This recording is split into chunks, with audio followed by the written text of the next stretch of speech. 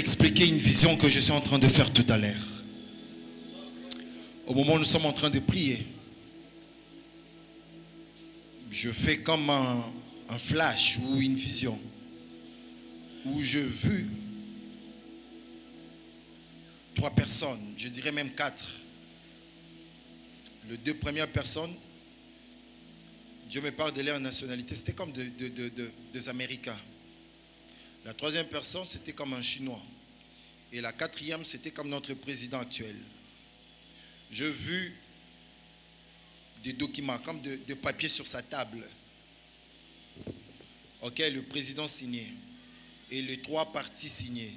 Arrivé à la 4e personne, les 2 parties, excusez-moi, arrivé à la 3e personne qui était le Chinois, il ne voulait pas signer. Et du coup, je vois certaines entreprises, des histoires de mining qui commencent des entreprises qui commencent à connaître des problèmes ici à Kinshasa, au Congo. Je vois ces entreprises commencer à connaître des problèmes. Ainsi me parle le Seigneur. Nos sociétés, les gens qui travaillent dans le mining, vous allez connaître une période un peu difficile.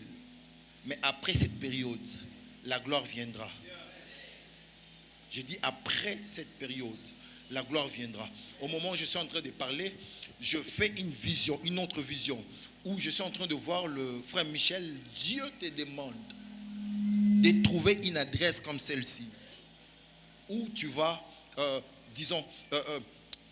bâtir le ministère qui t'a donné. Ce serait comme des cultes. Mercredi, vendredi, dimanche, il y aura des cultes comme ça. Dieu m'a dit, il a tellement insisté sur ça que tu n'arrives pas à obéir. Tu as peur des gens. La saison est arrivée où tu dois commencer cela. Pourquoi? Je suis en train de faire une vision où je te vois. La chanson vient de retentir dans mes oreilles, mais c'est parti. Je vois une vidéo où tu chantes, tu donnes le micro à un monsieur qui chante, mais il dit autre chose.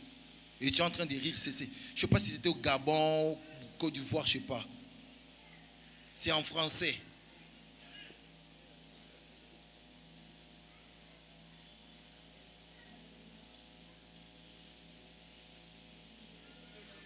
Au Cameroun, hein?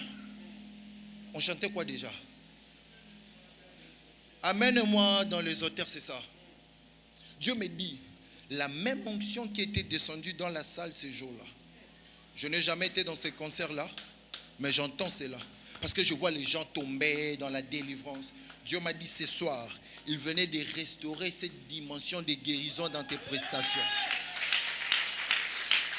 Frères et sœurs, celui qui veut expérimenter Dieu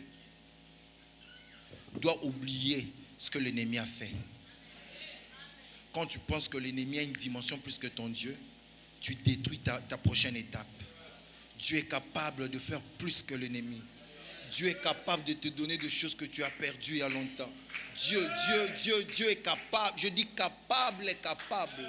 Dieu est capable de te donner 100 000 personnes. Vous savez, dans la ville de Kinshasa, nous sommes plus de 15 millions d'habitants. Moi, j'ai demandé à Dieu, Seigneur, donne-moi la dîme des habitants de Kinshasa pour cette église. Ça va arriver très bientôt. Ça serait une vitesse énorme. Je ne sais pas pourquoi l'Esprit me dit d'insister.